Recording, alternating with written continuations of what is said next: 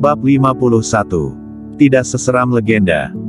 Singkatnya, Kingston Jiang mendamaikan masalah internal keluarga Tang hanya dengan beberapa kalimat. Malam hari. Kamar Klutang. Klutang sedang berbaring di tempat tidur dan berbalik untuk melihat Kingston Jiang yang sedang tidur di tikar di tanah. Memikirkan apa yang terjadi pada siang hari, dia merasa sedikit ketakutan. Kingston, apakah lantai dingin? Ah, tidak apa-apa. Kingston Jiang sedang memikirkan peta tempat tinggal Hua Yuesan keluarganya, memikirkan mawar hitam yang dia temui hari ini, lalu mendengar suara Tang Klutang, dia secara naluriah menjawab. Kalau begitu kamu lanjut tidur di lantai saja. Klutang berbalik dengan marah. Dia awalnya ingin Kingston Jiang tidur di atas ranjang, tetapi Kingston Jiang adalah orang yang bodoh. Ah! Kingston Jiang bereaksi, tubuhnya tidak bisa menahan gemetar. Aku sangat kedinginan. Namun, Klutang malah menendang sebuah selimut ke bawah. Kingston Jiang tahu bahwa dia telah melewatkan kesempatan karena melamun. Namun, dia tidak terlalu memikirkannya, hari-hari sekarang juga lumayan bagus. Malam berlalu dalam diam. Pagi-pagi keesokan harinya, keluarga Klutang pergi keluar. Mereka akan membeli mobil, menggunakan 2 juta Klutang untuk membeli mobil mewah. Tetapi Kingston Jiang tidak pergi dan memilih tinggal di rumah untuk bersih-bersih. Setelah sekeluarga keluar, Kingston Jiang menjatuhkan sapu, memilih keluar, dan pergi ke Mortal Clinic. Karena, Bloody sudah kembali dari Belantara Selatan. Belantara Selatan adalah perbatasan dan ada 18 negara kecil di sini. Negara-negara ini kaya akan biji dan ada banyak orang kaya. Bloody adalah wakil komandan tentara naga hitam. Dihormati banyak orang, kalau ingin mendapatkan uang, terlalu mudah. Setelah kembali dari Belantara Selatan, dia mengirim pesan bahwa naga hitam membutuhkan sejumlah uang. Para pemilik tambang emas, tambang batu bara, tambang batu, dan tambang batu giok kasar secara pribadi datang untuk mengantarkan uang itu. Ratusan juta, miliaran yuan akan dikirim. Bloody dengan cepat mengumpulkan uang dan kembali ke Jiangzhou. Kingston Jiang mengendarai motor listrik kecil, datang ke Mortal Clinic. Di klinik, selain Bloody, juga ada wanita seksi dan glamor dengan celana kulit hitam ketat.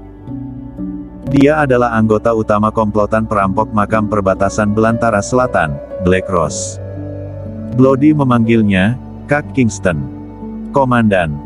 Melihat Kingston Jiang mendekat, Black Rose langsung berlutut. Kingston Jiang melambaikan tangan dan berkata, Jiangzhou tidak memiliki naga hitam, tidak perlu canggung, cukup panggil Kak Kingston saja. Baik. Black Rose berdiri dan memanggil, Kak Kingston. Kemudian dia berdiri di samping. Kingston Jiang duduk di kursi dan bertanya, Bloody, apakah uangnya sudah didapat? Bloody tersenyum dan berkata, tentu saja, aku yang menyebarkan kabar, bos perlu uang, para orang kaya itu inisiatif memberikan uang. Kingston Jiang mengangguk, ya, aku telah menerima uang orang lain, dan memerintahkan saudara-saudara di bawah untuk merawat mereka. Dalam lingkup kekuasaan mereka, dapat membantu sebisa mungkin. Aku sudah memesan, Kak Kingston, apa yang harus kulakukan selanjutnya? Kingston Jiang tenggelam dalam pikirannya. Idenya adalah membeli pusat komersial di kota. Namun, dia dan Bloody cukup istimewa dan tidak boleh muncul. Dia melirik Black Rose.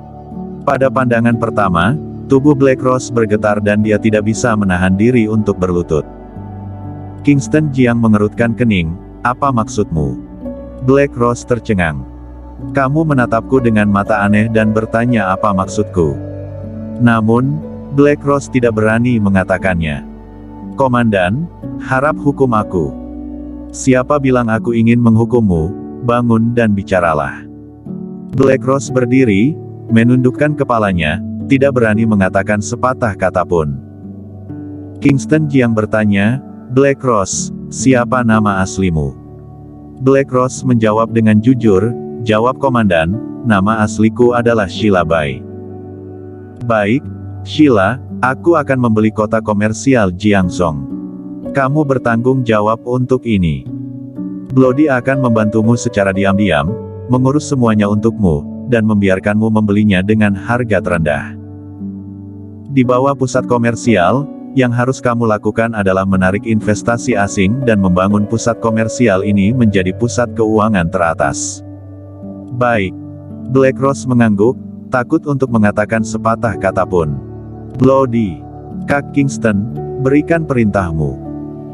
Kingston Jiang memerintahkan, beritahu saudara-saudara Belantara Selatan untuk memeriksa makam kuno Raja Lanling dan periksa siapa yang menyewa geng makam hitam untuk merampok makam. Kemudian periksa identitas pembunuh dan pemburu harta karun. Apakah itu anggota geng Mawar Hitam atau orang lain?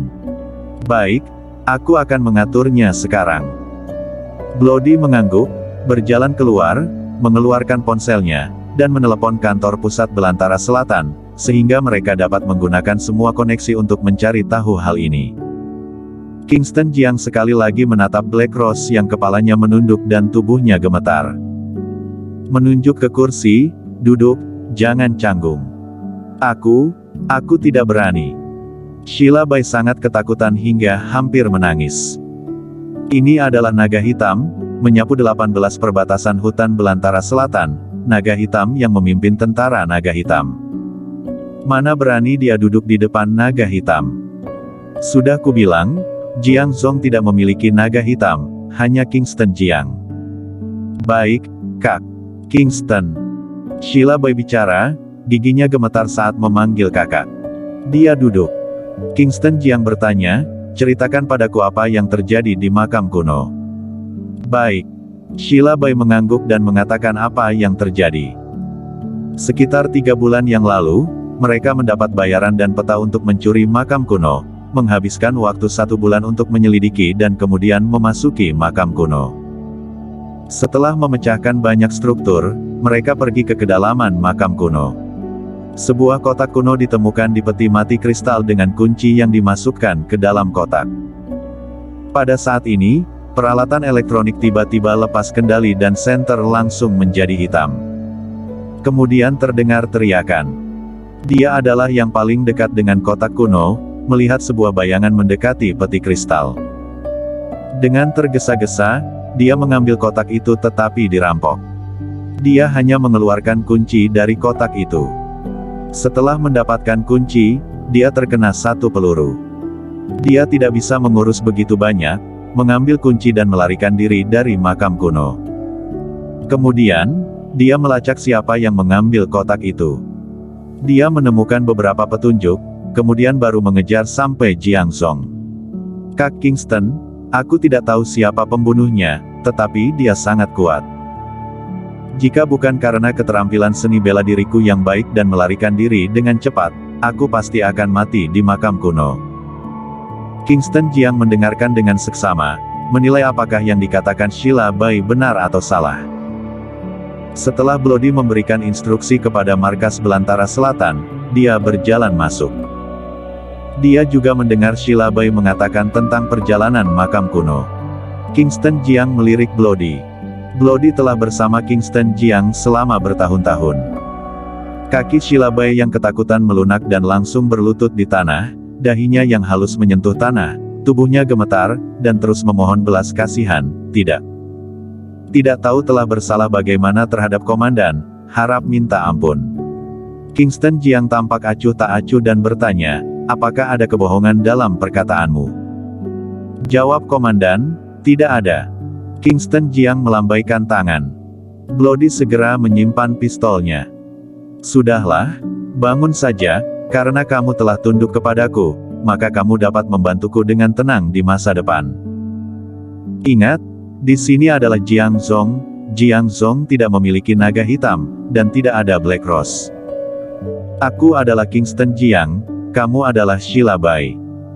Mengenai statusmu, buat lebih besar, bagaimanapun mampu membeli tempat komersial pasti bukan orang biasa. Setelah Kingston Jiang memerintahkan, dia bangkit dan pergi. Setelah pergi, Sheila Bai menghela nafas lega. Dahinya yang mulus sudah berlumuran darah dan butiran-butiran keringat muncul di wajahnya yang putih. Bloody tersenyum dan berkata, "Jangan terlalu gugup, Kak Kingston tidak seseram legenda. Sebenarnya Kak Kingston cukup baik kepada bawahannya. Selama kamu mengikutinya dengan tenang dan tidak mengkhianatinya, tidak ada yang akan terjadi. Tetapi jika kamu mengkhianatinya, maka akibatnya." Aku tahu, aku tahu. Sheila Bai mengangguk penuh semangat. "Pergi saja, lakukan hal-hal yang diatur oleh Kak Kingston, dan beli pusat komersial sesegera mungkin." Bersambung.